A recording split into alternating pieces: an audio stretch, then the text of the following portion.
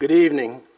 The Education Law Subdivision 28571 and Regulations of Commissioner of Education 8 NYCRR 119.4 require the board to conduct a public hearing within 30 days of receipt of notice of an application for a new or revised charter school.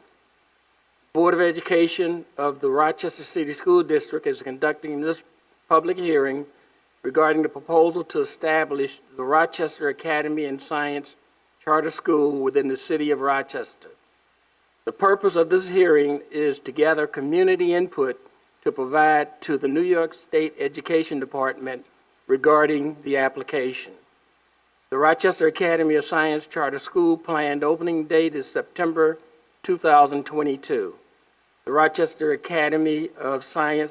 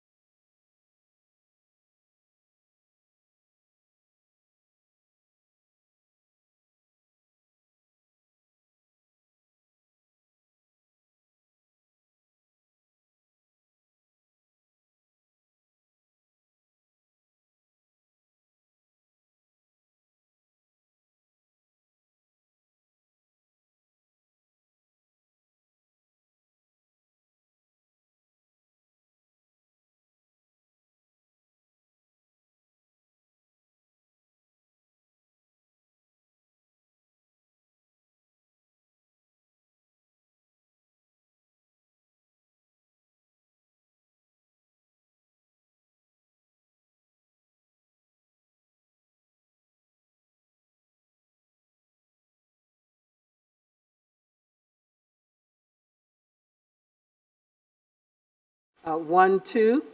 Good evening. Welcome to the Excellence, the Equity and Student Achievement Committee of the Whole.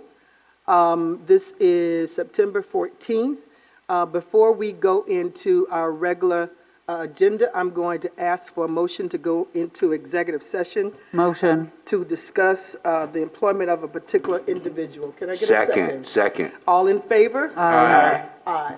So we will reconvene once we are done in executive session.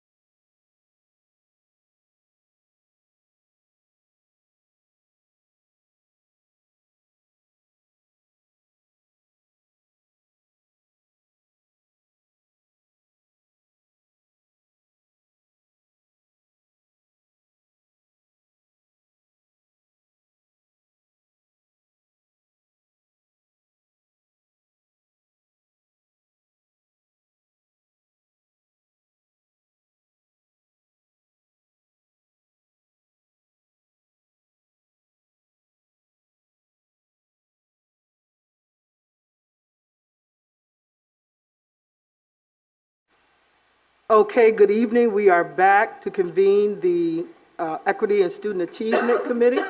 The next item on the agenda is speakers addressing the ESA agenda, and we have no speakers who are going to be addressing any items on the agenda.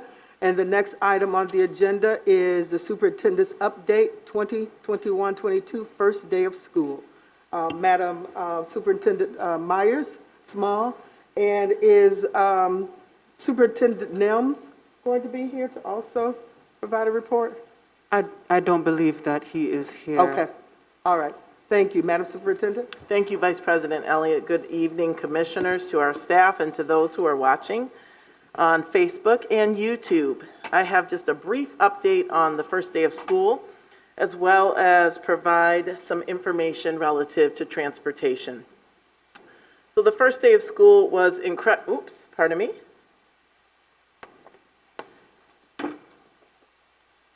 First day of school was incredibly joyful. Many of us were out and about at schools, meeting with students and their families and staff. And overwhelmingly, the feeling, certainly in the air and the sentiment was how happy individuals were for students to be back.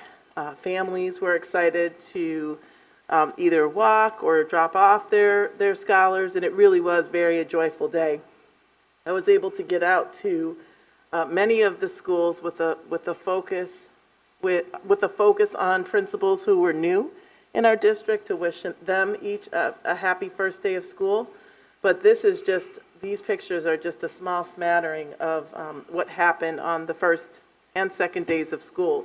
I will note that I have two great nieces in the district, and they both attend School 50, so I had an opportunity to see them on their first day as well. As far as the transportation update, a few things that I want to make the Board of Education aware of, and certainly the public. Some of this is certainly not new information, but the contract was finalized with RTS. So we now have routes for 5 schools, and again, I'll reiterate, Edison, Northeast Northwest, Leadership Academy, and Rochester Early College High School. And today, Tuesday, September 14th, the routes for the students with disabilities began, and so we were able to move forward in that regard. And I have to just lift up our transportation team, our Department of Transportation. They have been working tirelessly to combine routes, and to ensure that all students who need transportation, the goal is to have it by week's end. I do have to just continue to also reiterate, however, and we'll talk about this on the next slide, is the fact that we do continue to have resignations. We do have drivers that call in sick, and so that complicates the work and the runs that are provided to students. So when I've received emails or notifications, and you all have, about the lateness, some of that happens almost in real time, and we're learning that the route was fine in the morning, but then the driver is called in sick and they're not available to provide the transportation in the afternoon.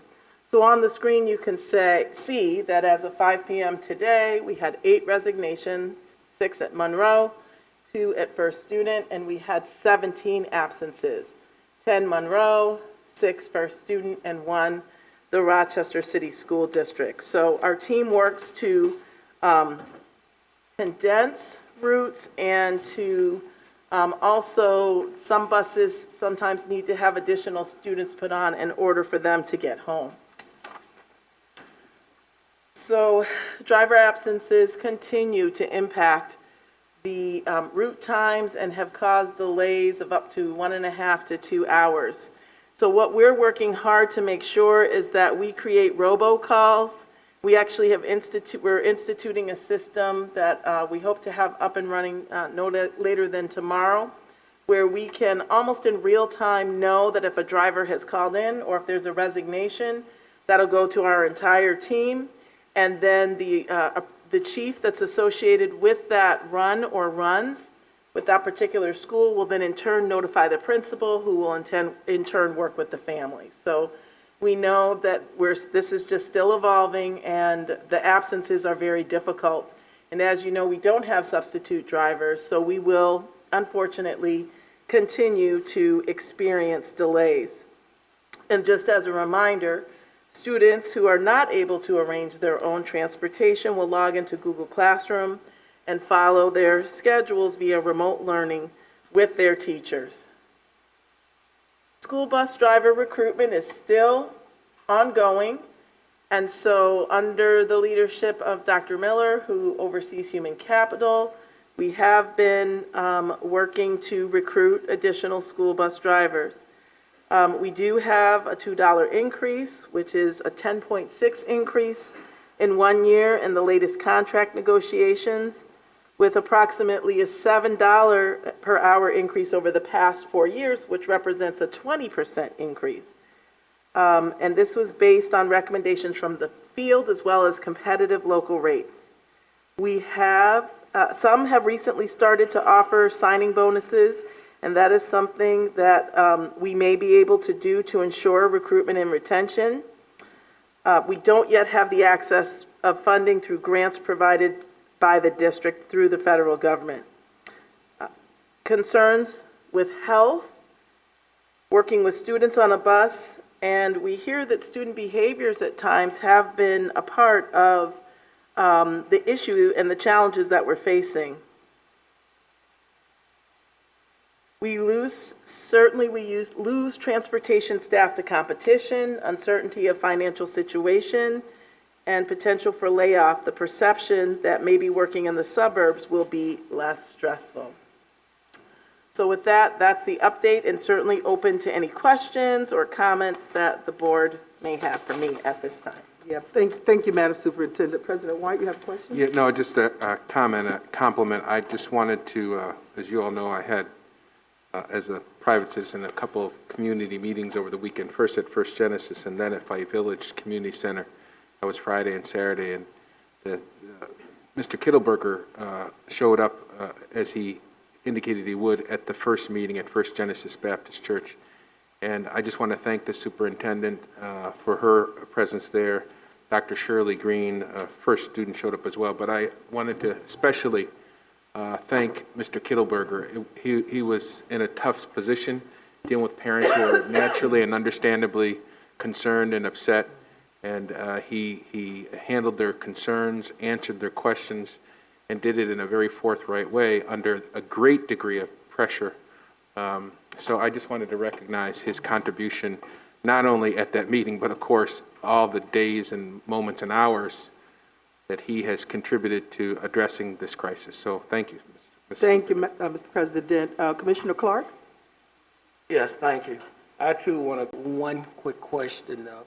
I noticed that Monroe, there were 8 resignations and 10 absences. It seems to be disproportionate to the other transportations providers, and my question is there any conversation with Monroe to see why, their resignation and absentee rate is so high? Chief Schmidt, is that something that you'd be able to address at this time? Did not hear you.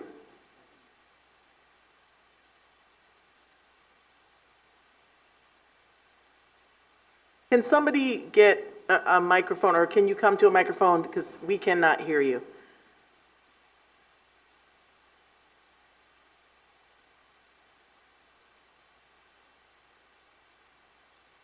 Probably don't.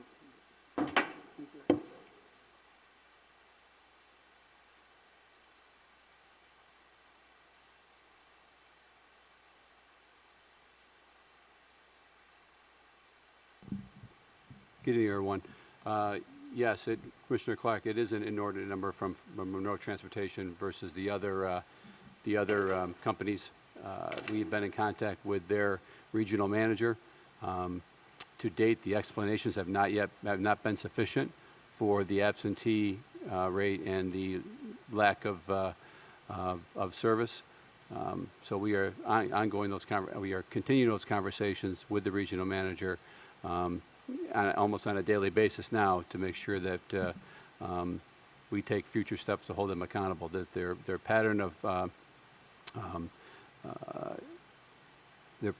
absences and their responsiveness to us as a company has not been sufficient for what our needs are, especially at this time. The driver shortage is certainly a huge part of this, but their performance to date has not been where we need it to be, and those conversations are ongoing. Thank you. If I could just follow up with that question, Commissioner Clark. But what I've noticed is that as of 5 o'clock today, that the RCSD has had no resignations and only one absence. Is that what our pattern is, that with regard to RCSD, the absentee rate is low as well as the resignation rate, but is it the other companies that we contract with who are having issues with resignations and absences?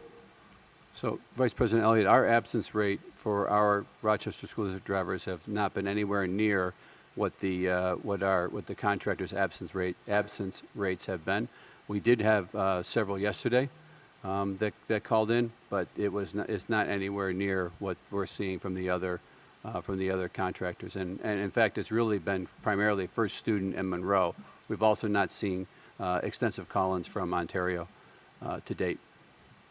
Okay, Commissioner LeBron, thank you. Thank you, Vice President Elliott. I'm going to speak with my mask on. So a couple of questions. So I wrote them down for myself. How are families being communicated about these changes? I know that I asked that a few days ago, but in particular for the students who now have to take RTS, they were not provided actual bus passes, and I know in the past we used the student ID as a pass as well. That's correct. But for new students and students who didn't have that, none of that was communicated to the families. So we were saying, we're kicking off RTS on Monday, and families were like, well, I don't know where my student has to catch the bus. Students didn't know how they can get on the bus. We didn't communicate that to them. In addition, I've had several families reach out about the fact that they're sharing routes, and I know that we discussed that on record a few days ago, but again, you know, in very plain language, it means that your child is sharing a bus at the end of the day with another student who with another school. So I want to understand if we are communicating it in as plain language as possible to families so that they have an understanding of what that means. I do want to ask for clarification around the 3 feet on the buses, just based on our own communications, saying that we're following the CDC guidelines. I couldn't see information that said that the CDC is still recommending 3 feet on the buses, so just had to have clarification on that. I do want to note that there have been a number of families who have reached out that are identifying their student as having lost transportation or being impacted by transportation, both general education and special education, who were not on these lists that were presented to us in terms of schools. And finally, I know that we're saying 1.5 hours, but last Thursday, I did have some experiences with some families who, it was 7 p.m. and their children weren't home yet. And particularly, there was a dad who had a 5-year-old daughter and had reached out via email because he said the transportation department closes at a certain time. And so if it's after 5 and they're calling and we don't have a hotline or a number for families to figure out where their child is located, unfortunately, this father almost called the police. And rightfully so, I would do the same thing. If my 5-year-old is 7 p.m., this is their second day in school, they've never been in school, they're in kindergarten, I can't get a hold of anybody at the district, rightfully so. So I just want to understand, you know, what we're doing to communicate to families and be clear about this information.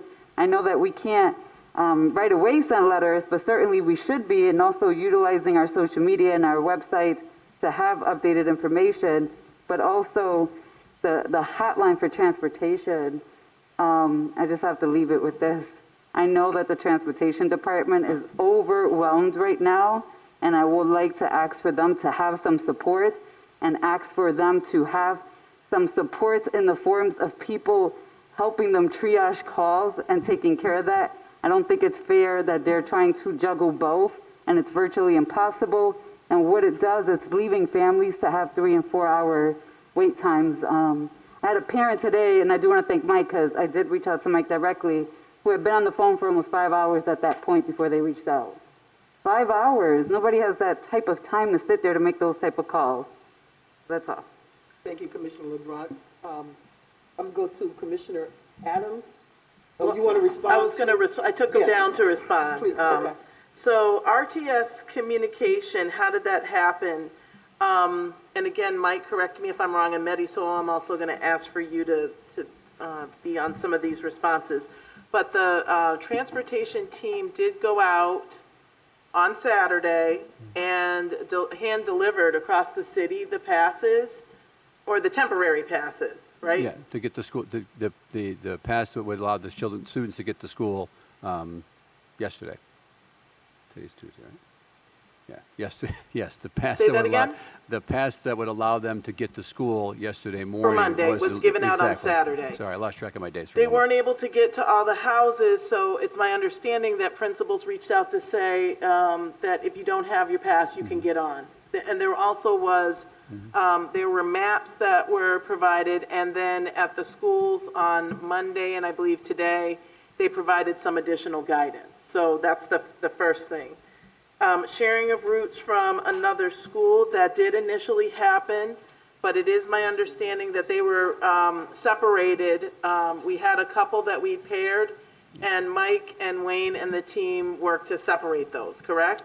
That is correct. There were 6 schools at the elementary level that were paired together. Obviously, that was not a successful endeavor by any means. So we worked to separate them on Friday. And as of today, those routes from those schools, those 6 schools, are running much more efficiently. On that, because running efficiently is not the same as they're now separated. So do we still have schools where they're sharing the bus? We only have one school, Commissioner LeBron, that is sharing a bus. That would be the bus the RTS line for Wilson Commencement and Early College. Early Those College. students are on So for the same RTS clarification- bus. Thank you. For clarification, 7 and 34 were sharing. They were sharing- Elementary, so they're no longer sharing No, that. they're not. Okay. They stopped sharing as of Friday. I would not deem that to be totally effective on Friday, but certainly as of today, both those schools are running far more efficiently. And in fact, yesterday we were able to get the majority of buses cleared from the schools by 4:30. There were a couple certainly outliers that were out there. And the other part of it, the transportation office does not close until the last bus clears. It's not the same number of people that would be when we're fully operational, but there is somebody always on site until the last bus clears, no matter what time that is. Then the next question was clarification of 3 feet on the buses. So one of the challenges we have, we are routing the buses with students to maintain as much social distance as possible. That presents 2 challenges. First, you have a limited number of students that are routed on each bus, and if several of those students don't ride the bus, then you have a low number of students actually on those buses. The second challenge is we have about 45 minutes in between each school in order to drop off those students. So you also have a limited amount of time with which to drop off the students who are actually routed on the bus. So, but there is certainly plenty of space on the yellow bus fleet that is taking the majority of our students to school. That would fall within the CDC guidelines, for transportation at this time. And then the next question, was a note of the families who have lost transportation who are not on the list. That's when we have these situations that are happening where we have a last-minute resignation or the absence. So it requires us to have to pivot either in the morning and or the afternoon because we don't have that transportation anymore. So the numbers that we provided to you, Commissioner LeBron, were the numbers that we knew, but it goes like this as far as the numbers. So you are correct. It does constantly pivot depending on who has called in or who has retired or resigned. And then you said, Superintendent Myers-Small? yep, One point I think is important to add, that when we have that situation occur, it is literally all hands on deck. We have mechanics, we have expediters, we have troubleshooters, and all those individuals are called into play and to make sure we go and bring those students home. So there certainly has been a delay in those situations, but that our team then kicks into gear and manages whatever the situation may present itself as. So that's been the plan to date. and then you noted, I think Mike responded, Commissioner LeBron, to there was an experience where the parent hadn't heard at 7 p.m. and Mike said that we might not have the same number of staff, but there are staff. Absolutely. We do need to look at a 5-hour hold time or wait time. That's not acceptable. So we need to look at how we can try and redeploy some resources. So I've made myself a note. Did I answer all the questions? You did, but I just want to clarify 2 points. So Okay. I want to uplift that, yes, there may be a staff person there, but if they don't answer the phone Yeah. and you have a parent who's like desperately looking for a Right. 5-year-old child, you know what I mean? That becomes an issue. doubt. I did give this parent my cell phone number because if it happens again, I will definitely be calling either you, Leslie, or you, Mike, directly. But that, you know, the fact that that parent took the time to email, not all parents are going to think, Sure. let me look for someone's email and figure this out. They're going to call 911. And God forbid something did happen to the student. Just for clarification, the parent that I spoke to lost transportation, not because of this. They just weren't even on the list. And there were other parents prior to that have basically reached out to say that their student doesn't have transportation at all, and they were not aware. And I will also uplift that some of those families were also Spanish-speaking families who, I have mentioned this before, all of these conversations, even the media coverage, have all been in English. And when we have families that speak multiple languages, if we also are not translating and providing that information, they themselves did not realize that this was all happening and that they were going to be impacted. So the families I'm talking about when I said that they have lost, additional families have lost transportation that were not mentioned in these presentations, are not because of absences or resignations. Commissioner, I think if you have specific, like the student today, Chief Richmond and I went through and kind of troubleshooted that one and got her response this afternoon from Stephanie, worked with her directly. I think if any of you have instances where somebody reaches out, I know Commissioner Adams and I had worked on something the first day together, the first morning. So as soon as you know something, please call, text me, because whatever it is, we pretty much can work through a situation, or certainly give them a more prompt response. And you may find out even before we find out. So please don't hesitate to text or call me at any time. Doesn't matter what hour of the day, and we'll work through that, because we're up and working at 4:30, and like I said, we don't clear until the last bus gets back to the terminal. Okay, Commissioner Adams? Yeah, I'm going to go back to when we were discussing the reasons why these drivers were resigning. And one of the reasons that was mentioned was student behavior.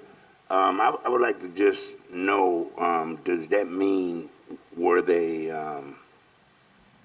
the high schoolers or the lower school?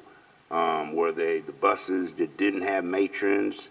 I think we need to look at the behavior aspect of it and just try to curtail some of that, because we have to try to, in some way, curtail this resignation thing. So that's one of the areas that I would like for us to look at and see if we can maybe intervene and come up with a solution to eliminate some of the reasons these drivers are resigning. This is ridiculous. So Right. that's my whole point. Is just we need to look at why the exit interviews and find a way to just slow it down, because this is really ridiculous. So and that's all I have. All right. Thank you, sir. Commissioner Powell? Thank you, Commissioner Adams, for that sort of optimistic look that there are things we can do. My concern is on the same slide. Monroe is primarily our special ed students, and first student carries a vast majority of our bused students. So these numbers do appear to be inverted from what one would expect. Because of the high numbers that first student is responsible for, you'd expect them to be the ones with high resignation. So, and you did express some concern, Mr. Schmidt, about the organizational response. Is there reason to suspect that Monroe is actually putting the burden of their resignations on us and satisfying other contracts around the county ahead of ours, or is that just me being paranoid? No, I think your instinct may be correct. I don't have specific information in regards to that. It's been a bit of a scramble the first couple of days here, but that's information that certainly we'll be following up with their company, and I think we're going to have some others involved here at our end and very soon in those conversations, because as Commissioner Adams articulated as well, the pattern or pace of resignations can nowhere near keep up with the hiring. So there are a couple different avenues here that we will need much more specific explanations upon. So I wouldn't disagree, and I think everyone's instinct should be skeptical at this point. I lead that skepticism. I guess my follow-up on that would be one of our legal counsel, and not tonight, but just to put it out there, is what recourse do we have if we find that we're not getting the same treatment as other schools in the county? Sure. On the missed routes, the contract, there's language in the contract that stipulates a penalty. So they certainly don't get paid for the routes that are missed, but they're also a penalty for those. So there's language in that contract that identifies that from a operational perspective. Thank you for that information.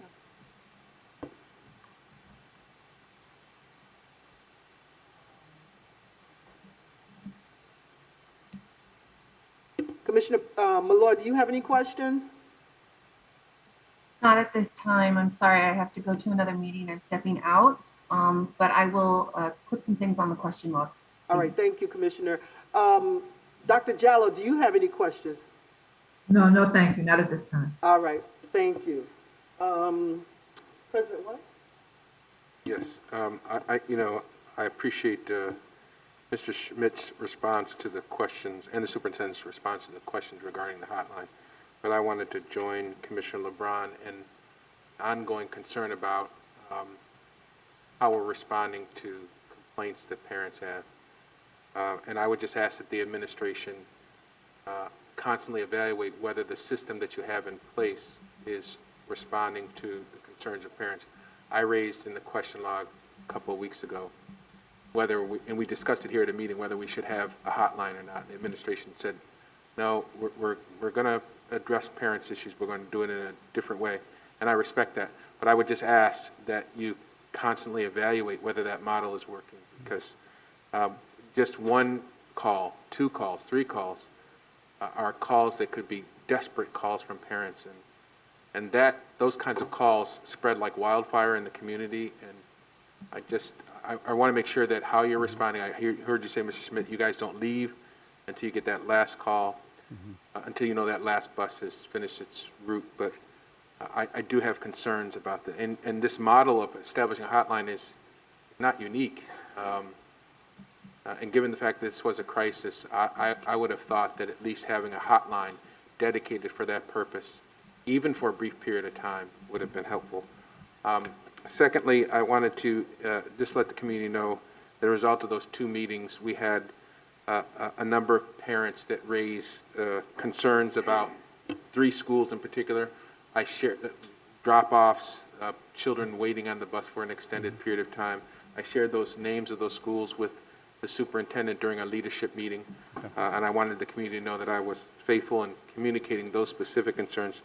And then finally, I raised during leadership that, and it came up, of course, during our 2 community meetings, that there is a concern that for these walker students, these students who previously were given ridership within the Crescent or 14621 and in other neighborhoods because their neighborhoods were deemed to be unsafe. And of course, the administration felt compelled to end that program. And I emphasized during our leadership meeting the importance of finding some way, not necessarily providing buses, but some way to ensure that the routes that these children were taking were indeed safe by lining them to the extent possible with adults or volunteers. There's CARES Act money that is available. I heard parents say, community leaders say they would take on that role, some as volunteers, some thought that paying people for that would be appropriate. And the other thing I'll say on that particular point is stay tuned. There is going to be a community effort to make sure that our children, to the extent as members of the community we can do this, have some coverage, some caring, committed adult watching them as they go to school. But I emphasized to the superintendent, I thought it was the district's responsibility to perhaps hire temporarily, at least while we were figuring the bus situation out, additional patrols or vehicles. People have seen on the news, there's, because of this bus crisis, in fact, another district, I don't know where it was, but they've actually got the National Guard in to drive buses. I'm not suggesting that, but I think we do need to be creative about what we're going to do for those children, because again, I want to emphasize, as I did this afternoon, these children are walking through neighborhoods that we said were not safe for them to be walking through. Everybody understands and appreciates why it had to come to an end, but that doesn't mean there aren't alternative temporary measures.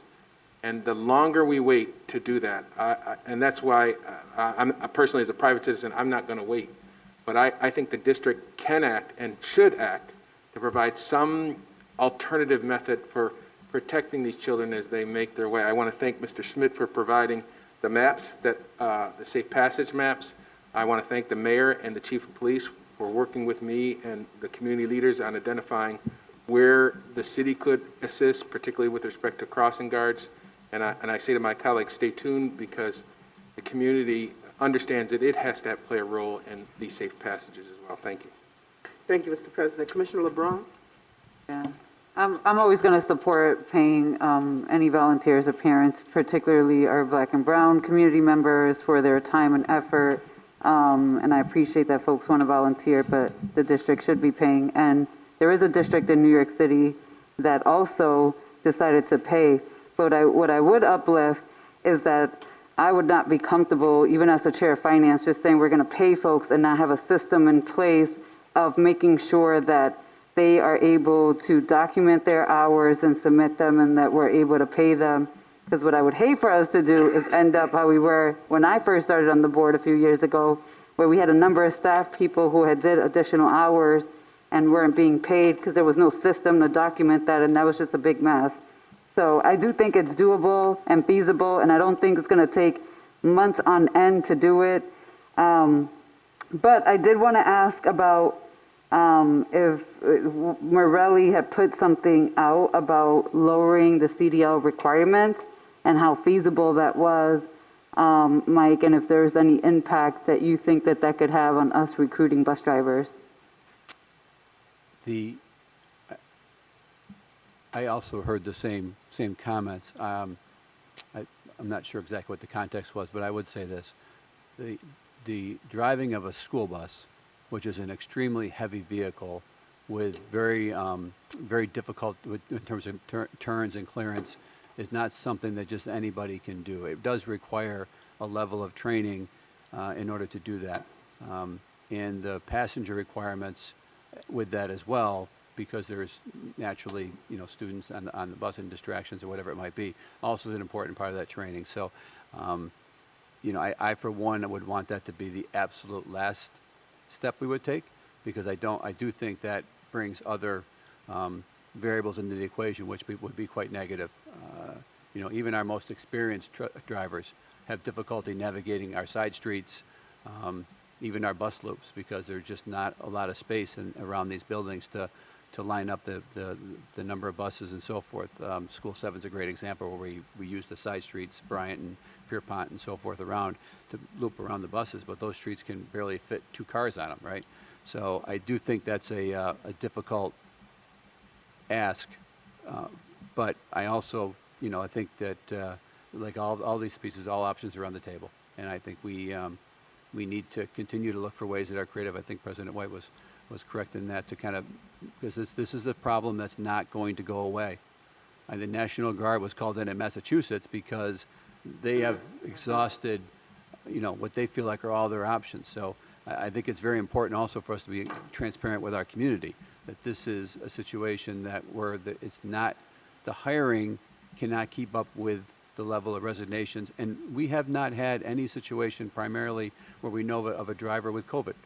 So we're doing this all during a pandemic. We're certainly reporting or calling in sick, but we have no documentation of any COVID with our drivers. So we have that variable out there as well, which could certainly have an impact. So I appreciate the thought. But I think that's kind of where I would stand on it. But I'd also like to hear a little more of the context of it. I didn't hear the quote specifically. So I do think it's not, I shouldn't comment any further without having that context for it. Thank you. If I can just ask a couple of questions before you, Commissioner Howell. Let me just say, and I said this earlier, we're going to have to be realistic about this at some point. We may have to do more online learning. I mean, that's just the way it is. And I know that there's been pushback from the governor's office and from the state education department. And I'll just say this and put it on the record. I just don't know how we handle this in a way in which we can really have all our students to be in the classroom. This is not of our doing. It is part of an epidemic. It is a national issue.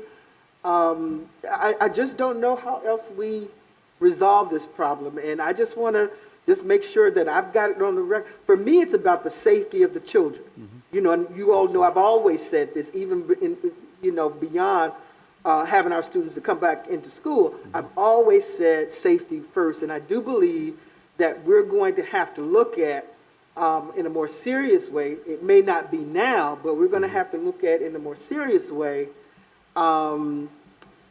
perhaps online learning. And I just wanted to put that on the record. I don't need you to respond, Mike, but I will say, let me just also say, this board really appreciates the work that you all have been doing. We know that it has not been easy. You're trying to pull, a rabbit out of the hat, and there's no rabbit in the hat. And you're doing a phenomenal job. We appreciate you. What I noticed on that slide is that, we weren't having all of the absences or the resignations, at least from that snapshot, which says that, we're working with our bus drivers. Mm-hmm. And I just want to also say to the bus drivers who may be listening, we thank you. We really do thank you. We know this is a difficult position that you're in, but we thank you. We thank you that you're doing it for our children, for our students. The superintendent says our scholars. And so we thank you. We don't want to minimize all of what you're doing. And I'll say this for future, we would never, if we ever took you for granted, we would never take you for granted again. And so we thank you so very much. Commissioner Powell? Thank you. Okay. President White was the second board member I'd heard the question about mobilizing the National Guard or the reserves for bus driving. As someone who has held a military license to drive a deuce and a half and a 5-ton, I can tell you that does not qualify you to drive children to and from school, not at all. So as much as I appreciate my National Guard and Reserve colleagues, I appreciate our trained bus drivers more. Thank you. Commissioner LeBron, you had some comments? Yeah, I just want to add that some of the comments I did see is that while we're increasing the pay for new drivers, some of our drivers who have stayed committed to us would also like to be compensated. So I want to thank them that way if we could figure out how to, if we're raising wages for starting salary, that other folks are then compensated for the time that they have put in here. That's all. Thank you. Thank you, Commissioner LeBron. So I think that's it for you, Madam Superintendent. The next item on the agenda is the review and acceptance of the minutes from August 10th, 2021 from the ESA Committee of the Whole. Can I get a motion? So moved. Second? Second. Any questions? I do have some questions. I had a conversation with Kalia earlier, and I also spoke with Amy, who chairs the, Steve, can you just sort of stay around? Okay, because I just want to get your input in this. In reference to the minutes, I share with Kalia, and let me just say to Kalia, I know that you all are doing an amazing job. Amazing job. So don't misunderstand, what I'm saying. But one of the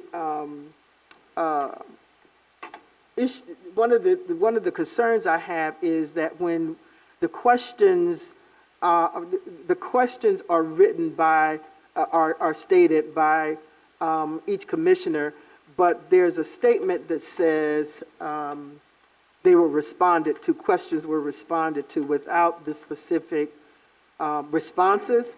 And my concern is that we don't have enough information in the minutes in order to inform the public.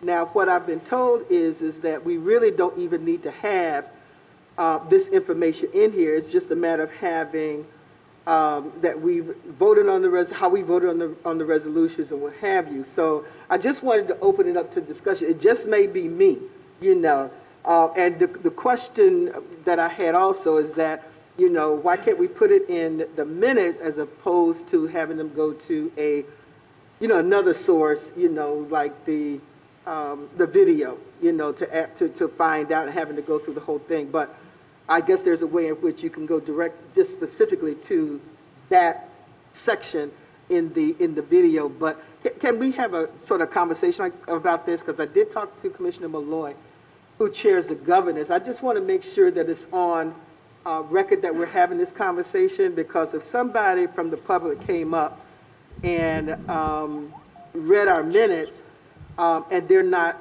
what I term as being complete, there may be some criticism there. So, Steve, can you respond to that? Absolutely. And I'll shut it down once once we get the answer. Yeah, so the open meetings law does not require any type of comprehensive minutes. It simply requires minutes that note actions taken by the board. Okay. It's very rare to see any type of verbatim minutes, because it's really just too difficult for the clerk to do, quite frankly. We have a double layer of protection in that we do record and make available on our website all of our meetings, so people can go back and listen to it.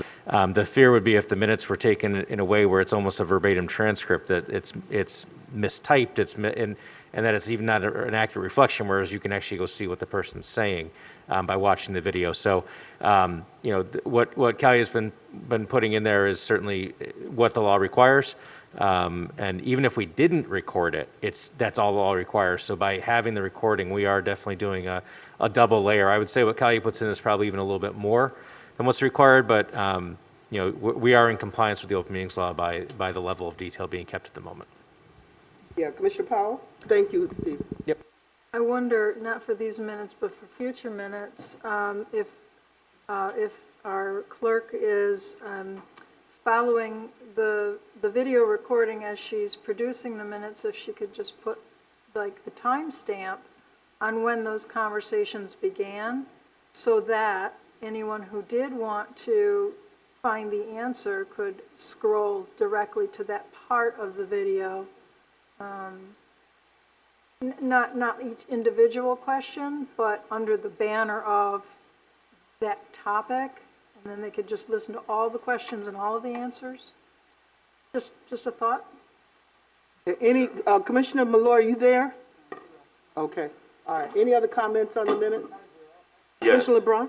I just want to comment on the timestamp piece, because if the way that our videos are then put up both on Facebook and YouTube, that would then require our clerk to coordinate with communications to figure out where things fall exactly on a timestamp. I would not support that. I think that that's too much work. And the fact that we do have videos, and I just want to add that both YouTube and Facebook do caption the videos. They may not be the best captions, so I want to uplift that. But it is some form of caption. If we at least have the questions, that folks can go back and look at the videos. But also can also reach out to board members and the clerk too to say, I just have a question on this meeting that happened and if I can get some clarity. But to ask our clerk to like timestamp all of the minutes for all of the committees that we have and the board business meeting, I think it's a little bit too much. And I do know that our clerk is doing a tremendous amount, you know, with the limited staff. Commissioner Adams? Yeah, I'd just like to say, we have to keep in mind that we are down a staff person. Yep. Rahima is not here, and to even consider putting any more workload on Francine and Kaya right now, I just don't think, maybe we can revisit this, but not now. No, I'm good with it. Okay. I just wanted to bring it, I wanted to make sure that it was on the record of discussion. So, all in favor of the approval of the minutes? Aye. Aye. Thank you very much. I'm capturing, don't worry. We good? Yeah, we're good. All We're right. not going to see it pop up? Okay. I think I closed Oh, here we my go. board docs. The next item on the agenda is, we've got resolutions for consideration. And I just somehow closed my, yeah, if you all don't mind, I don't know if I need a motion for this. Can I have, before we do the resolution, since somehow I closed my board docs, can we have the Chief Academic Officer to provide us an update on the reopening from an academic perspective and an academic review of the 2021 school year? Thank you. I don't know how I closed it.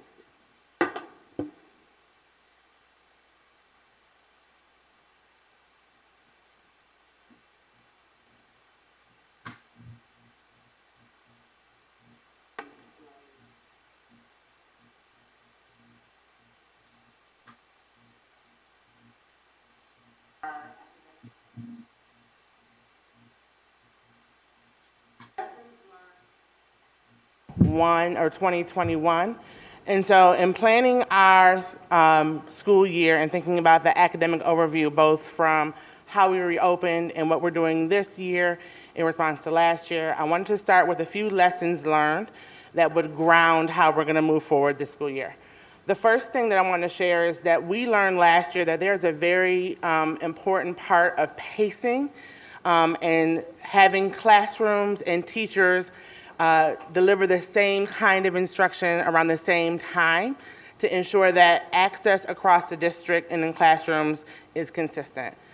Another thing that we learned from last year is that there were a wide range of academic outcomes that occurred both across grades and within grades, and especially across content areas.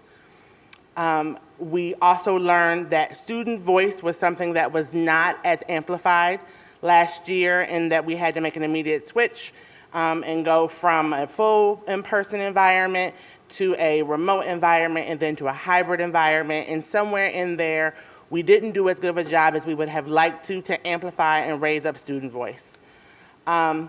We learned that professional development opportunities, people are hungry for them. We had the benefit last year of PD Wednesdays, and so we were able to deliver a whole host of professional development offerings on Wednesdays after school, and we got a lot of good feedback that said PD is something that people need, and people were hungry for what we were offering, and we needed to figure out how to do that more.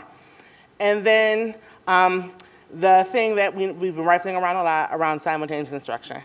And we know that simultaneous instruction had a wide range of measures of success. Some students thrived in that environment, other students did not. And as we think about how to articulate academics for this school year, we have to recognize that we're going to be receiving our students back in a variety of ways, having had a variety of experiences last year. Some very, very good, and some that we want to respond to and lift up. So to that point, you're going to see this all the time. I'm going to keep putting back in front of you in terms of our guiding principles around how we're articulating the academic program for our CSD inside of classrooms. We are basing our work on the idea that every child deserves to engage with grade level content every day. So in every classroom across the district, students should have access to and engage with grade level content every day. We are also saying and holding people accountable to and building capacity for the fact that our students must engage in high quality, culturally responsive experiences where they are affirmed, seen, and valued. And so not just walking into our classrooms to learn as empty vessels, but they come to us with gifts, and we have to recognize those gifts as we welcome them back into the classrooms and provide them with high quality instruction every day. And then the notion that we have an obligation to provide high quality, culturally responsive, affirming experiences for every student that is not dependent on what school they go to or what zip code they reside in. And so as we are planning instruction and we are wrapping around supports around those things that we've mentioned, curriculum, instruction, assessment, professional development, we are doing those things with these guiding principles as the driver for our work. Again, high level, grade level content every day, see, recognize, affirm our babies, and what they get should not be dependent on where they live or where they go to school, because we have an obligation to give them high quality every day. So what to expect in order for us to do that? Well, schools can expect this year a new deployment of instructional materials. You've heard me over months share with you all how we're talking about textbooks, instructional materials. We are now noticing that across our buildings, there's a wide range of, and I'm going to say wide range a lot, wide range of how buildings and classrooms are appropriated. Some buildings have lots of books, and other buildings do not. And so in the work of equitable access across the district, we are going to be fortifying and baselining what's inside of all of our classrooms so we can ensure that every student has access to and engagement with similar resources and materials. You hear me say professional development. This year, you can expect that professional development is going to be lifted up and made more robust. We have the challenge from our academic monitor to ensure that we are providing professional development for every level of our organization in a clear and deliberate way. And so while we don't have PD Wednesdays this year, and we're very sad about that, we do have the agreement and the partnership with the schools and the school chiefs to think about more differentiated ways to offer PD during the day, after school, asynchronously, in person. So our professional development offerings are going to be increasing and diversifying across the district. We are really thinking about and planning for ways in which our teachers across buildings can collaborate with each other. And so oftentimes you have a school culture, and they turn very insular. One of the things that the T&L department is really thinking about is how do we lift up and magnify what's happening well in one classroom and create the conditions for teachers to collaborate with each other and share. If we're expecting that people should be around the same pacing, like teaching the same things at the same time, you have to also create the conditions where they can talk to each other about what they're teaching. And so you will see increased collaboration both among buildings and across buildings. So district-wide initiatives focused on lifting student voices. So I've been working with our team. Our Executive Director of Equity, Inclusion, and Curriculum Audit has really wrapped her arms around how to magnify and amplify student voice to find out what's happening in classrooms that either creates the conditions or detracts from students being able to be in classrooms to learn. And so thinking about what students have shared with us both when they were responding and advocating for in-person learning, or what they have shared with us when they were responding and advocating for other things, we are really paying attention to how do we listen for those nuggets that our students are sharing with us about what needs to happen in classrooms. If we don't figure that out, if we don't amplify that, we can kind of stop doing all the other things because our students have to be willing to come into our buildings and receive and feel welcomed and tell us what they want and what they need so that we can kind of meet in the middle and give them all the things that they need to be ready for post-secondary opportunities. And then finally, the T&L department has made a concerted effort to say that we are going to communicate more robustly, not just in this once a month update in ESA, but putting out communication to our parents, to our teachers, to our principals around what quality instruction is supposed to look like and how the supports are going to wrap themselves around each other. And so we are committing to, and we have some things in the work we're kind of really excited about, how to make the language plain to say, here's your baby, here's the classroom, here's the grade, this is what you should be seeing in that room. Book titles, content areas, if we're clear about that, then when you send a parent in to partner, then the parent knows what they should be looking for. And actually our whole community knows as we go into buildings that we're looking for grade level instruction, we're looking for high quality experiences. That should be something that permeates through our entire collective community about what we want to see happen in classrooms.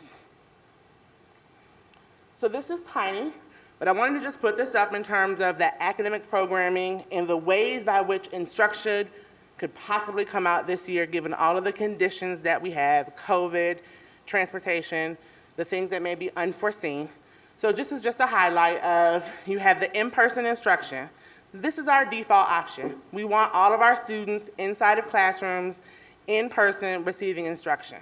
If in the event there's a condition that does not support, there's both the synchronous option and asynchronous. And we heard a lot of this language last year, but I would be remiss not to share it again.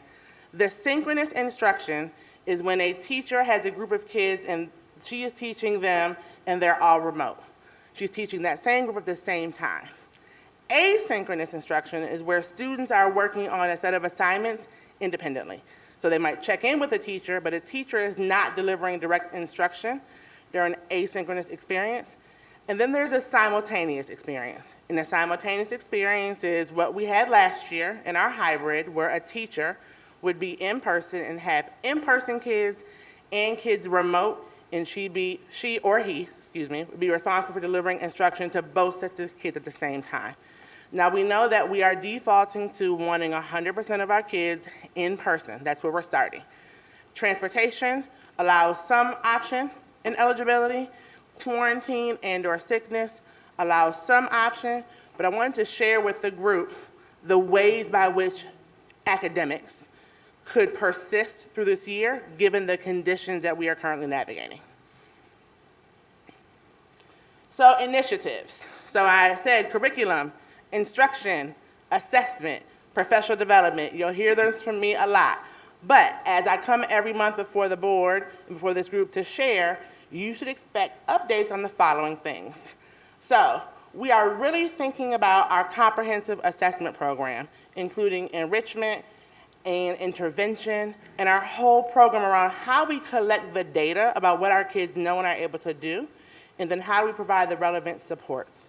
And so part of our academic monitors plan that we received is to create a comprehensive assessment plan.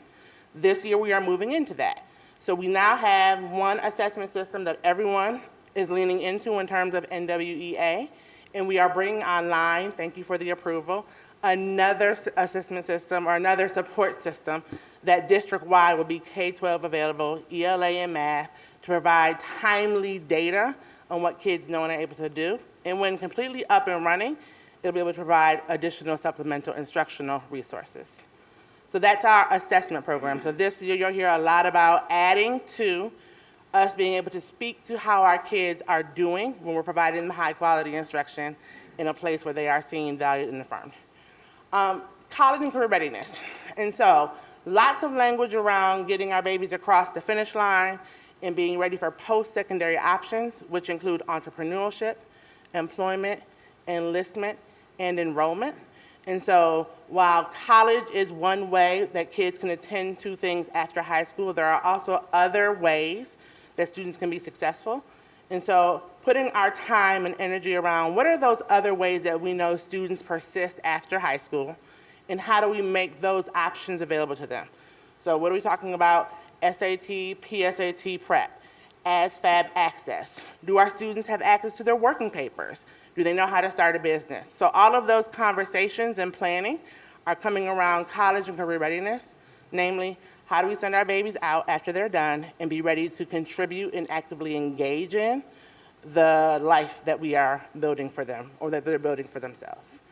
To that point, there's also the component of high school redesign. So we've been getting a lot of feedback from both our students and our community about doing things a bit differently in our high schools.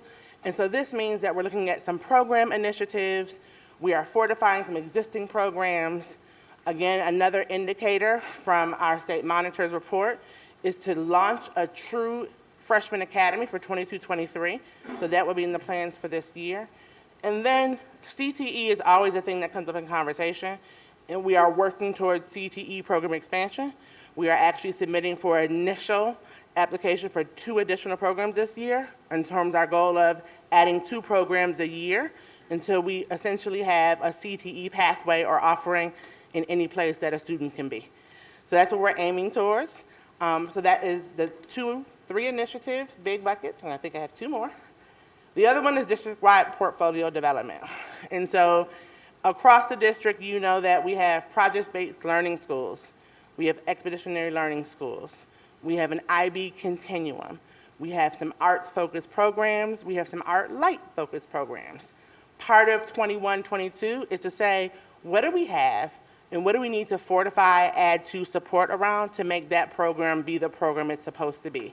So not EL Light, not IB kinda, like IB Continuum for real, like Expeditionary Learning certified and accredited. And so how do we do that in a way that then puts credible offerings across the district in our neighborhoods, our zones, in lots of different schools, so all of our students have access to things that make them want to be in school and be successful.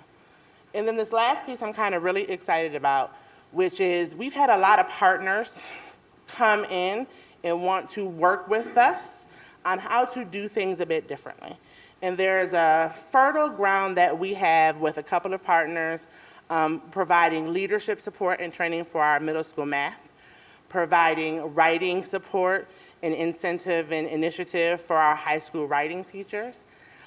We will likely have a partnership that has a wrapping around a good amount of teachers going from good practice to great practice. And then we're putting things in front of our adults to make sure that they are understanding of the standards, the knowledge, the skills, and we recognize that while we can do that in-house, we can also partner with folks externally who do that well and for a living to partner and do it very well. And so, so with that, I'll pause and invite any questions that anyone has about anything that I've said or not said.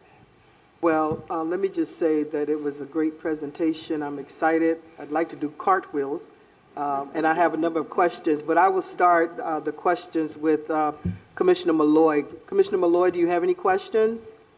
She just left the meeting. I'm so sorry. Oh, okay. She'll be back in a few minutes. What about the state monitor? Dr. Jallo, do you have any questions? Not at this, oh. Sorry, not at this time. All right, thank you. Any questions from the dais? Commissioner Powell? Thank you. My question goes back to the slide on guiding principles. I think it's the 3rd slide in the deck. The 3rd bullet, you described equitability. In particular, in your verbal comments, you described the equitable distribution of resources. So my question is, what can we, as a board and at the administration level, expect of the principals in terms of holding them accountable for ensuring that they've been to every classroom and they know what those classrooms have and are missing in order to achieve this equitable resourcing and experience? So one thing that I will name is in the development in concert with the chiefs of schools and the principals, we've articulated both in their network meetings, which happen every week on Fridays, that those meetings will be largely operational. And we've articulated once a month for a full day that principals get to engage in collegial learning among themselves with facilitators to really think about and deepen our understanding collectively around what instruction needs to look like. That starts at getting into classrooms, that goes into, do we have a similar lens? When we walk into rooms and we walk in any room, would we see the same things and give the same kind of feedback? And so we're starting that work now. We are a few months into those Leadership Academy sessions. We are really going to get into classrooms. The T&L department has already been in classrooms in concert with principals on 4 days of school to provide instruction. provide feedback and positives around instruction. It's a work in progress. But I think that as we build our collective capacity to understand what it means to deliver quality instruction across the board that's at peace, all of those additional structures will kind of surface because you can't lift the boat without lifting everyone's capacity. And we're in the process of doing that now. Mr. Adams, do you have any questions? I just want to say that you had noted that one of the lessons that you learned was necessity to amplify student voice around learning conditions and outcomes. I just need you to know I'm going to hold you to that. Duly noted. President White? Yeah, I had a question and a suggestion. The question is, what is meant by freshman academy? That was one of your high school redesign initiatives pointed out. And then the suggestion is, if you're laying out what 21, 22 looks like, I think in any presentation like this, you should have, if you're able to do all that and then some, what will be the actual outcomes? I mean, I think you should be laying out your key performance indicators and where you expect to be at the end of 22. Because in the end, all this stuff, people won't read this in Albany. They will want to know where you ended up. Parents will want to know whether their kids graduated. So I would respectfully suggest that this presentation is good, but what it is missing is where we will end up in 2022. Sure. So that's just a suggestion. Freshman Academy? Freshman Academy is a programmatic design that says that you provide specific programming for first-time ninth graders. So your 8-9s have essentially an insulated program that will say, if you do this freshman year well, right, and we wrap our arms around you and provide you guidance from a social emotional landscape, from an academic landscape, that you will transition from 9 to 10, having the 5 credits that is the barrier or the gatekeeper between whether kids are successful or not. And so for 22-23, one of the things Dr. Jallow asked us to do, or encouraged the district to do as part of the plan, is to really think about Freshman Academy. So what it then says is, how do we build structures, systems, supports for your 8-9 so they have a jump start, if you will, into their high school experience. Sort of like an orientation? Think a year-long orientation. Oh. That you get instructional supports and all the other things so that Right. you transition into high school, and, you know, once you get to grade 10, you're feeling it. Yeah, you got it, yeah. Okay. Commissioner LeBron? Things. Just to reiterate what Commissioner Adams brought up, the necessity to amplify student voices. I know that these are the lessons learned. I would be curious as to how the district is going to do that. And I would also add that I do also agree with President White today that it is a good start for a presentation, and it almost feels like the 21, 22 initiatives and how they're written right now is something that I would expect to see like on a flyer or like a brochure. But then as a board, we should be getting the how the district is going to actually achieve these things and what it means in more detail. So I'm a little skeptical, primarily because I've seen lots of presentations from lots of different administration in the last 2.5 years come through before this board. And I've had to learn that a lot of presentations sound really good, and they're saying a lot of things without saying actually nothing. And so I just want this board to be aware of, you know, asking for actual evidence, and also like how this district and this administration will meet these goals, because that's going to be important. Those are the things we need to be tracking versus having general presentations. It was also hard for me to wrap my mind around what some of these things meant because they were just so general, but also where they fit into both the strategic plan and Dr. Jallow's academic plan. Because I mentioned this last time with the report that we were sending to the state. For me, it was a little bit all over the place, and I need to be able to tie these things in so that if I'm talking to people in the community or people in the community are asking me, hey, where's the district on the Dr. Jallo's plan? And, you know, what part of the plan are you on? What parts have been implemented? How have they been implemented? And that we also have evidence that they were implemented, right? Like I can point to and say, this is what the administration did to address this. This is when they did it by, and here are the outcomes, and we've collected that data. Otherwise, you know, I say this respectfully because I want to uplift that. I want to give the grace that Leslie, Dr. Myers-Smalls, and her team are fairly new still. So I want to give you all that grace, but I want to say that I have lived experience on this board already in my 2.5 years, where we've had lots of different faces with different titles come up and give us great presentations that at the end were just words without actual actions or items that this board can follow up on. Thank you. Thank you, Commissioner LeBron. Commissioner Clark? No, I would say I concur with all the statements that my colleagues have made. And, you know, having quantifiable results would be an improvement. But overall, I mean, I think it's a great plan.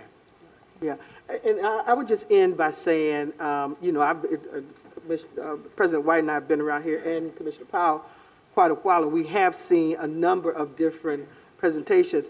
But for me, and for this community and the students that we serve, this seems to be the best presentation that connects, right? And that really connects to our students. I mean, the fact that we're including student voice, you know, and that's being highly respected with this administration, and the entrepreneurial piece that I'm really excited about, because I would like to see our young people start businesses within the community so that they can also hire people, and the economics of our community is uplifted. So I'm really excited that the pieces that are contained in this presentation is something that really is making me just do cartwheels. And as I said, and I agree with my colleagues, we do want to have the outcomes, because with this presentation, I can now keep this from the ESA committee and then hold the district accountable. You know, where are we, you know, on this? You know, so, you know, we need to have these kinds of conversations on a regular basis about how we're moving along the continuum on this presentation. So I thank you. I'm excited about it.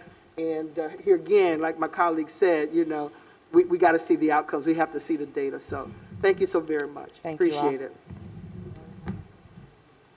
Dr. Jallo, did you have any questions? We see you on screen, so did you have any questions or any comments? You're muted. Sorry, no, I'm going to, as Commissioner LeBron said, give it a pass and wait to see the details and the outcomes of some of these actions, you know, because it is a little general in nature. So I'm looking forward to the next presentation being more detail oriented. All right, thank you.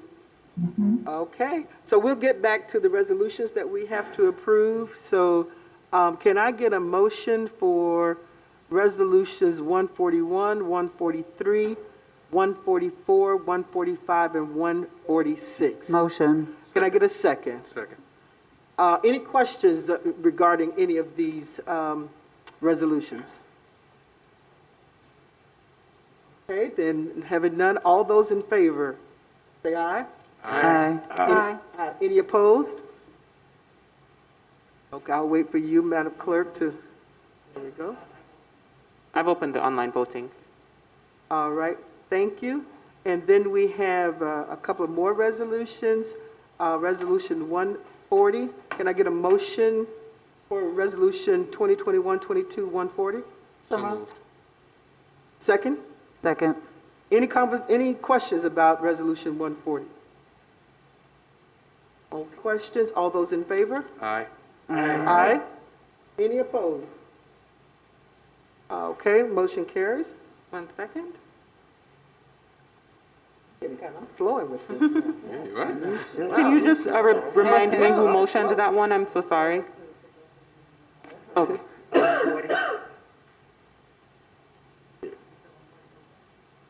Sorry, just remind me who motioned it in second. I'm sorry, I was stating it. I second it. Okay, thank you. I got it. So we're going to have to.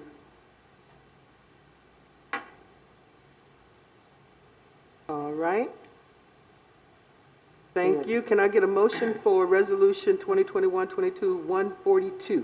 One quick second, I'm just going to call the vote. I'm waiting for one last person to vote on Okay. 140. Yeah, it was a delay. Okay. The motion passes. The motion passes with Commissioner Malloy absent. Okay, so did I get a motion for 142? So moved. Second. Second? All right. Any questions on Resolution 142? Okay, all those in favor? Aye. Aye. Any opposed?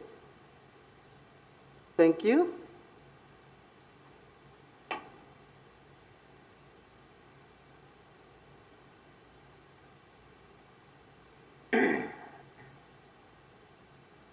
Okay, the motion passes with Commissioner Malloy absent. Okay, so I think that we have completed consideration of resolutions, and the last item on the agenda is an update on the district's strategic plan, and that's by Deputy Superintendent of Teaching and Learning, Dr. Janelle Morris. Dr. Morris?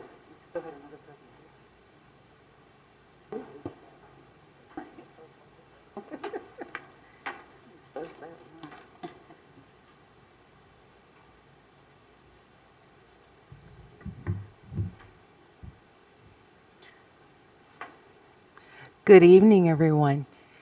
I'm going to give a complimentary presentation to my colleague,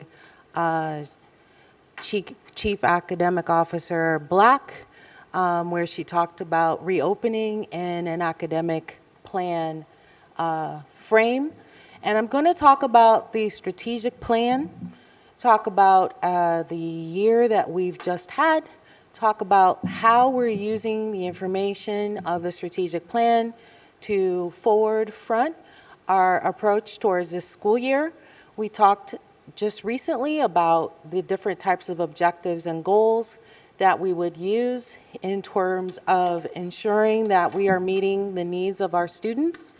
The strategic plan is allowing us a way to measure how effective our efforts are in supporting our students and our schools and our staff towards meeting our goals in the strategic plan.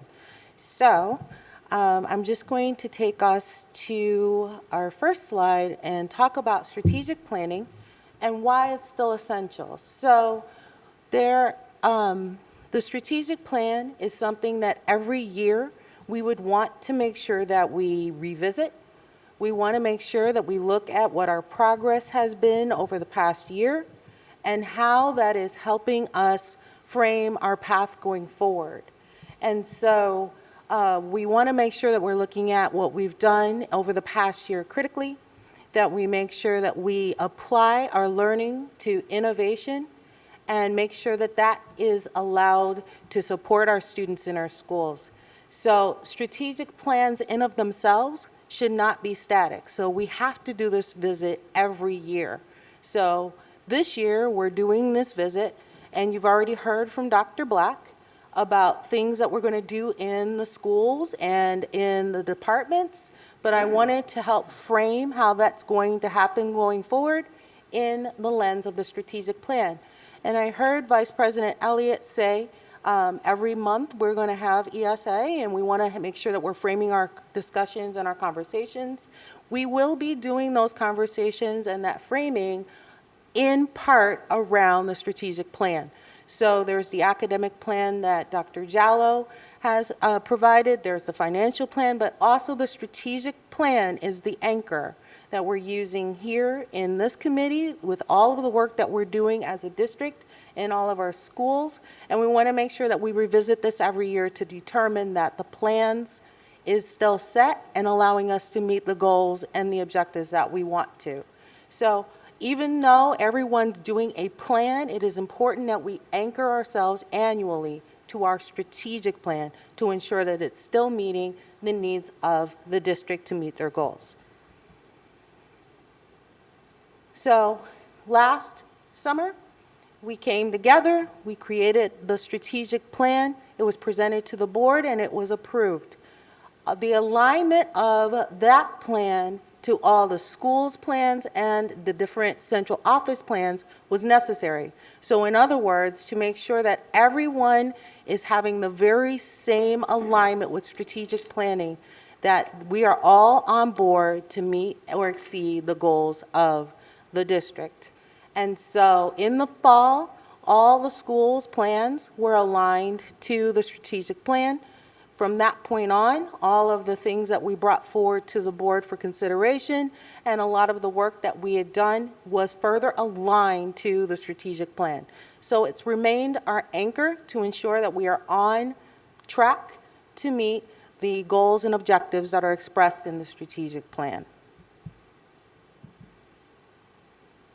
One of the things that we did was make sure that we identify what the components of the strategic plan were.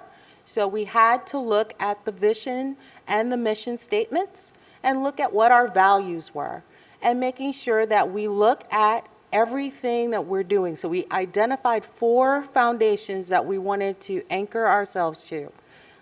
We also came up with priorities that we identified within the foundations, and this, if implemented fully and across the district over time, will allow us to have the meaningful impact that we're looking for in schools and the district. So one of the first things that we did last year was take a re-examination of the mission and the vision statements. The mission statement and the vision statement, apologies that the title is reversed. That's what happens when you're trying to really do quickly, but I apologize. So the vision statement is on this title slide, but it should be the other way around. So the vision of the district is ensure all students equitable access to high quality education and graduate each student as a productive member of society. And the very next statement is the mission statement, which should be the other one. And it says, foster students' individual talents and abilities in a nurturing environment of equity. So that was the first thing we did as a group. We had a steering committee come together and make sure that our mission and our vision were in alignment with how we wanted to proceed as a district. And the superintendent brought that to the board for approval. Another thing that the team did was look at the core beliefs and make sure that that was representative of the core beliefs of the district and the board. And so that has been represented here as well.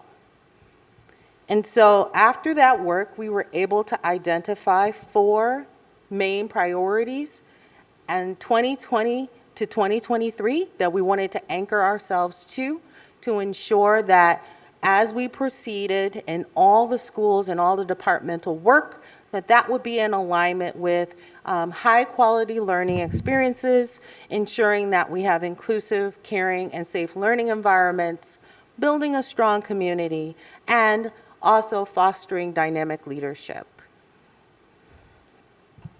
So COVID has changed the context of our work, but definitely not the direction. So even though it is very early and the impact on some current measures of learnings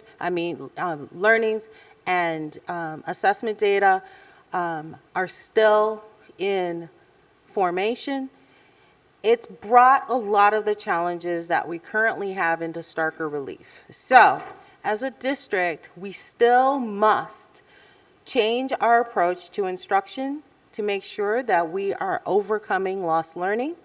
We're going to make sure that we are addressing racial and economic inequities and supporting our neediest schools through differentiated funding and targeted supports, ensuring inclusive, caring, and safe learning environments for our students, developing the turnaround leadership capacity of our staff, providing high quality learning opportunities for all of our students, and developing new and better ways to connect with and engage our families and community stakeholders.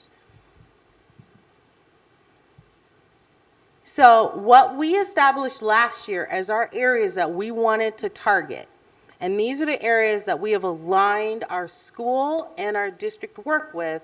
That is improving academic performance, providing a foundation for safe and positive learning, and making sure that that's enhanced for our students, making sure that we're engaging with families and community stakeholders, and lastly, fostering leadership and using that to target leadership development.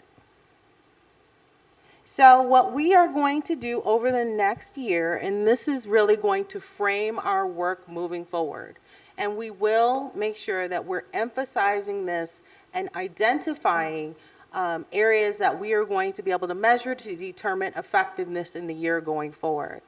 But we want to first talk about high quality learning experiences, and Dr. Black has just spent some time telling us about the different things that we want to highlight over the next year. But some of these things, in complement to what she's already said, is looking at the curriculum framework and making sure that that's aligned and identifying areas that we can either create, reinforce, or support to ensure that our students have access to high quality learning experiences. So she explained that we're looking to increase our CTE access for our students in terms of additional and added programming. This aligns with what we're going to be doing over the next year, and you will see that our agenda items that we will bring forward at ESA will be in alignment with this objective. We also want to make sure that our varied pathways are allowing multiple opportunities for our students. So not only are we going to increase the types of resources that we're making available for our students, but we also want to make sure that the pathways are strong, rigorous, and are able to be accessed by all of our students. We want to reinforce and strengthen our data disaggregation system. So one of the things that I was really excited to see this week was we finally got our program evaluators in our accountability office. So you keep asking for data. We finally are starting to build this program analytics team that I have been envisioning since I got here. So we got 4 more to go, and I'm so excited because we will have this team and they will be able to pull together this analytics that you've been asking for and do a lot of the program effectiveness measures that we've been looking for. So that was so exciting to finally see that. And that's just one of the many things that we're going to do. So when we say we're going to be able to come with data, we're going to be able to come with data. So also looking at that culture to help us ensure that our students have access to diverse, equitable, and inclusive materials and curriculum. And then lastly, making sure that our feedback loops that we have between our classrooms and our administrators, they are instructed in a way that allows us to give timely feedback, and that directly impacts instruction in the classroom. Our next goal is going to be ensuring inclusive, caring, and safe learning environments. We have 3 main goals that we've identified in that area. That includes restorative practices and making sure that all of our schools, high school, elementary, middle, have access and are trained to use restorative practices with our students. Additionally, we want to make sure that every school has established training norms to reinforce cultural responsiveness, anti-racism, diversity, and inclusion, and lastly, deliver trauma-informed practices through a culturally responsive lens to make sure that we're providing a safe, positive learning environment. So then goal number 3 is to build a strong community. So we have a very strong task force that has been charged with working on and developing, building a strong community, and their work this year will continue to work on creating a non-traditional, innovative family and community engagement opportunity and making sure that that's available for our families and parents. So they are working with the district to ensure that we are constantly re-envisioning what that will, so we can continue to engage our parents and our families. Additionally, they're looking to see how we can get volunteer opportunities. So as we have reopened the school year, they have been identifying actively areas that we can use and help shore up the volunteer opportunities for members of the community. And then lastly, they will continue to explore and reinforce partnerships with businesses, higher education, and other community organizations. And then the very last goal that we will be focused on this upcoming year is fostering dynamic leadership. And so there are 3 subcommittees under the Foster Dynamic Leadership Task Force, and that includes recruitment and retention. So there's been a lot of work in recruitment and retention. There's also been a lot of work developing turnaround leadership development, and then lastly, bilingual staff recruitment. And there has been a lot of work in that regard as well by HCI.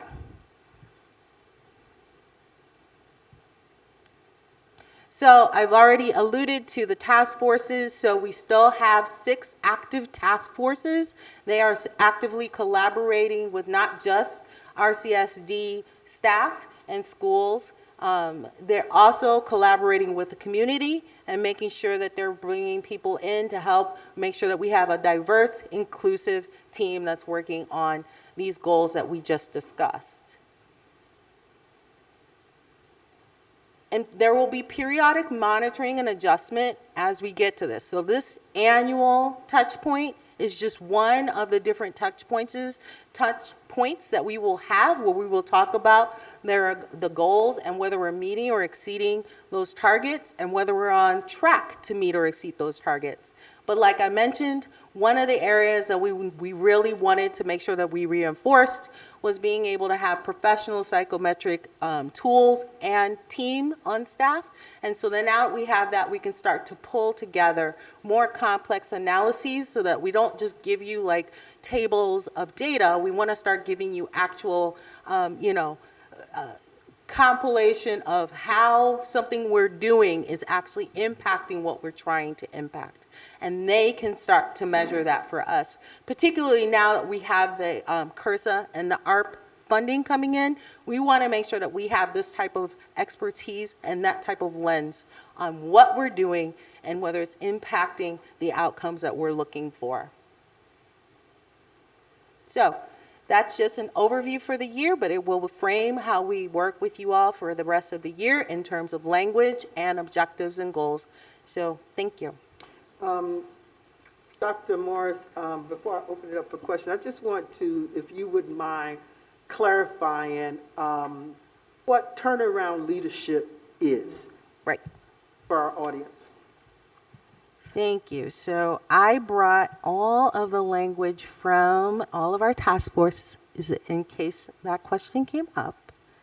So the turnaround leadership is the skills that are going to be used to develop and support our staff to be able to reinforce improvement efforts at school and across the district. And in that particular task force, they are working on developing proposals for leadership development. They are developing a strategic framework for leadership development. They're also implementing a leadership academy that will be facilitated by staff here at Central Office, and that will also include additional training. And then lastly, they have recently hired a senior director that will oversee that work as well. Thank you. Let me open it up for any questions. Commissioner Adams, No, any I'm good. questions? Otherwise? Commissioner LeBron? Oh, you know I got some questions. So just like, it was really more comments.